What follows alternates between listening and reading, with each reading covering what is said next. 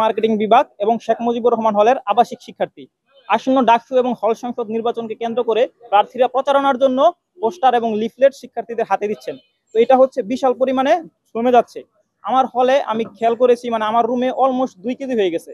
আমার হলে হচ্ছে 350টা রুম, তো 350টা রুমে যদি 1 কেজি করে হয় তাহলে কিন্তু 350 কেজি পোস্টার।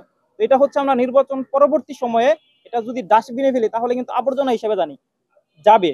আমরা জানি পোস্টার বা কাগজ এটা হচ্ছে রিসাইক্লিং করে আবার নতুন কাগজ তৈরি করা হয় এবং হচ্ছে এটা প্যাকেজিং শিল্পের কাঁচামাল হিসেবে ব্যবহৃত হয়। তাহলে আমরা যদি এখন এগুলো এদিক সেদিক না ফেলে সংরক্ষণ করে রাখি তাহলে নির্বাচন পরবর্তী সময়ে আমরা এটা সংগ্রহ করে বিক্রি করব। তারপর হচ্ছে ওই টাকা দিয়ে দিয়ে জুলাই শহীদদের স্মরণে ক্যাম্পাসে এবং হলের আঙিনায় গাছ লাগাবো। এক্ষেত্রে সকল শিক্ষার্থীদের কাছে সহযোগিতা কামনা করছি।